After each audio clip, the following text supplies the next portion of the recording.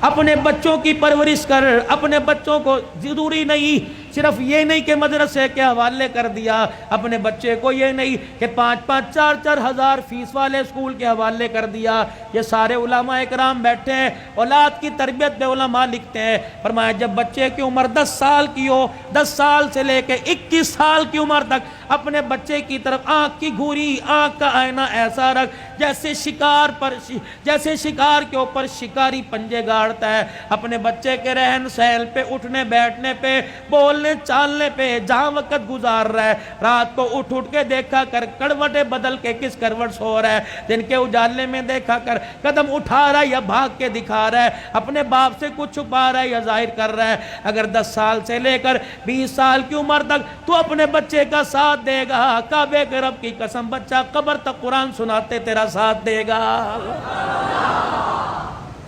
وگرنہ حال یہ ہو جائے گا, اللہ اکبر, جنازگاہ کے باہر کھڑا ہو کر ہاتھ پہ ہاتھ رکھ کے کھڑا ہوگا. محلے والے آئیں گے, ریڑی والے آئیں گے, دکان والے آئیں گے, رشتہ دار آئیں گے. صبح سرد سے رشتہ دار آ کے جنازہ پڑھ کے چلے جائیں گے. بیٹے کو کہیں گے, پڑھ کہے گا مجھے باپ کو کندھا دینا تو آتا ہے لیکن میت کے اوپر مجھے جنازہ پڑھنے کی دعا ہی نہیں آتی ہے. اللہ سے خیر مانگو اپنے بچوں کی.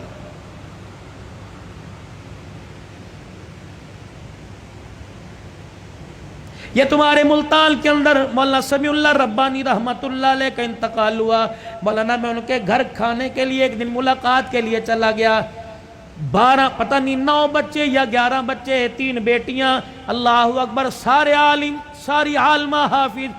پھر آگے ان کے پوتے دوتے, خاندان میں میل جول والوں میں 65 کے قریب بچے بچیاں تھے. ان میں سے اکثر عالم تھے, باقی سارے حافظ تھے.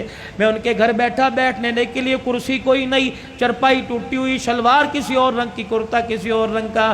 ایک پرانی سی پلیٹ میں 4-5 بسکٹ, چائے کا کپ آیا اور مجھے کہنے لگے مولوی صاحب ان برتنوں کو نہ دیکھنا, میرے سینے میں جھانک کے دیکھ, میرا دل بڑا سکون میں ہے. الحمدللہ میں نے اپنے بچوں کو قرآن کا حافظ بنایا, عالم بنایا. یہ تو میں نے اس کے گھر کے حالات بتلا دیے. اللہ اکبر, جس دن آج سے 3 سال پہلے دنیا سے جانے کا اس کا وقت آیا, 5 بچے اس وقت گھر میں موجود تھے. کچھ بچے لاہور میں خدمت سر انجام دے رہے ہیں. میرے عزیزو, باپ کی تو بعد میں سناؤں گا, بیٹے کا مولانا عبید اللہ کی سن لو. عشاء کی نماز پڑھائی, سلام پھیرا, کہنے لگے اللہم انت السلام و منک السلام, تبارک ربنا و تعالیت یا ذا الجلال والاکرام, وصلی اللہ تعالی علی رسول خیر خلقی محمد وعلی آلہ وصحبہ اجمعین برحمتک یا ارحم الراحمین. یوں منہ پر پھیرے ہاتھ, یوں بیٹھ گیا.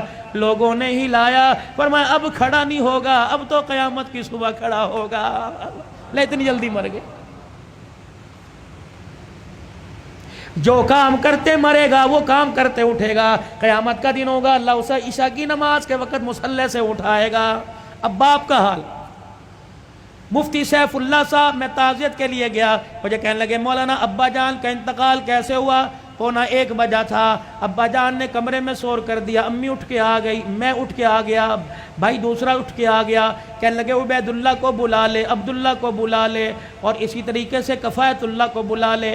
جب 5 بھائی باپ کے کمرے میں 1 بجنے میں 10 منٹ تھے, ہم کمرے میں آئے. کہنے لگے بیٹو مجھے ایک جماعت لینے کے لیے آ رہی ہے. میں تیار ہو کے وضو کر کے بیٹھ گیا. میرے بچوں, میں نے قرآن تمہیں اس دن کے لیے پڑھایا تھا, آج مجھے سارے کے سارے سورہ یاسین پڑھ کے سناؤ.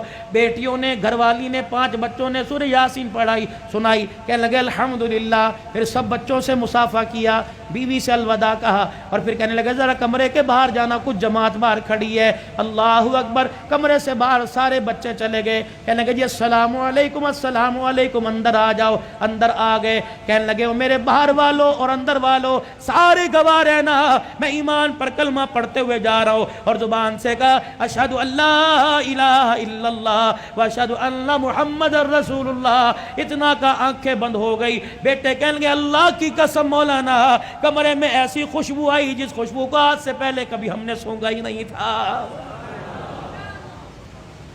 خیر مدارس کے اندر میرے عزیزو جنازہ ہوا، اللہ اکبر، کہنے لگے جنازے کے اندر عوام کا تو رش تھا، لیکن 2200 کے قریب علماء اکرام شیخ الحدیث موجود تھے۔ میرے عزیزو ان کے کندھوں پہ جو اللہ والا گیا ہوگا، قبر کی مٹی میں نہیں گیا ہوگا، سیدھا جنت کے اندر گیا ہوگا۔